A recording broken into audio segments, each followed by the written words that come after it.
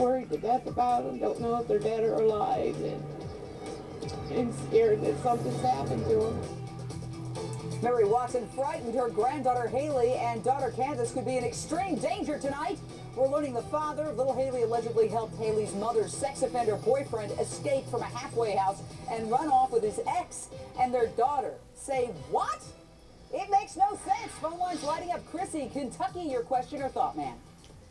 First, I have a comment. You are truly an angel for what you do for these little babies. I've got 2 young boys, and they watch you every night. They love you to death. Thank you.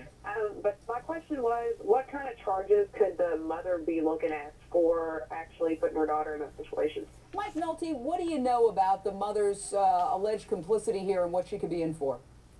Well, the mother could be in for complicity to escape. I think there's also some neglect and child endangerment issues as well. I think that when we take a look at the mother, I think intent at this point really doesn't matter, because I believe that I heard what the father said about not knowing his status as a sex offender. But let's remember that they were both at the same halfway house with Candace's brother, who is also a sex offender as well. How did this woman... What do you think he's going to say? He's never going to say on the air in an interview, oh, by the way, I knew the guy was a sex offender and I let him go with my kid. Of course he's going to say he didn't know anything. But, I mean, the bottom line is, he knew the guy was a sex offender, and at 3 o'clock in the morning, why didn't he bother to ask the question, where are you taking my ex-wife and my child, or my ex-girlfriend? He could have cared less. Bradford Cohen.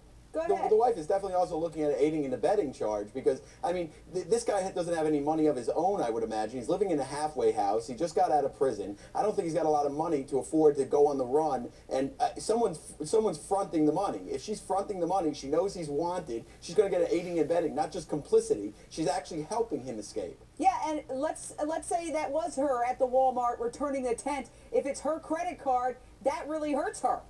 Oh, yeah, 100%. I mean, she's funding the escape. And who's buying the gas? Who's buying the wherever they're staying? Who's buying the food? Well, there's something else to think about in this particular case, because Robbie Potter has also been in trouble with the feds for bank robbery. He's currently on probation, I believe, for bank robbery. That's why he was in the halfway house. Well, I think he might have been there for sex crimes. For the sex offense. Oh, I thought he was in the halfway house for the burglary, but he was definitely a convicted burglar. The issue is, while he's out there in the field with this woman and with this child, he's capable of committing more bank robberies, more crimes. And one thing that guys like him learn in prison is not to leave witnesses around. So this is a serious situation, and the marshals better close in on this guy pretty quick. Michael Nolte, how long did this woman and this fugitive know each other? Where did they meet? They met at the VOA Transitional Housing Facility, and talking with the Department of Rehabilitation in the state of Ohio, he was released to that facility back on the 16th of April. So it's quite possible that they had up to 4 weeks. What, they meet in prison? What are you saying? No, he was released to the transitional housing. So they met at the halfway house. What was she doing there? Well, her brother was there. Oh, see, this is a theme. We heard with this other case, you know, the mom in the Nevaeh case met her boyfriend at the parole office. Now they're meeting at the halfway house. Birds of a feather, Jane. Yeah, it's just, my mind, it's unbelievable. Julie, Ohio, your question or thought? If I could say, Jane, that he served 3 years on the 2002 sex offense conviction, and that's why he was in the halfway house. After that, he was looking at 5 years of community control. Yeah, whatever. He should have been at least wearing a GPS monitoring device. We know exactly where he is right now. The point I want to make is, how in the world could he be convicted of 2 counts of sexual battery and only serve 3 years? We know there's no psychiatric treatment for this. This is crazy. Well, because I'm going to tell you honestly, and I'm a sex crimes prosecutor, we don't know what the circumstances are. In that case, you 10 and 11. No.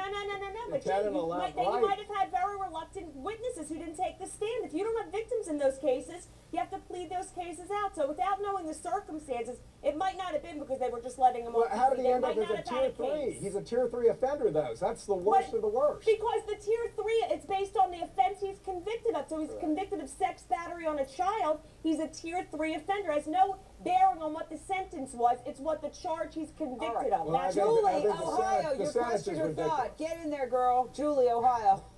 Yeah, Jane, I would just like to say a couple of things. Is I'm really getting tired of watching all this lack of common sense by parents and you and me both, and right by on. women. You know, I mean, you said the other night that a woman can't be blamed for going to a bar. No, she can't. But in today's society, she can be blamed for going out and getting into a car with somebody she doesn't even know. Well, let me just say this, and that's a whole other subject, because we've had missing women who've gotten given guys rides home. We can't be blaming the victim in those cases, but in this case, when the mother is putting her child in danger, that I certainly, Bradford Cohen, this is irresponsibility on the highest order.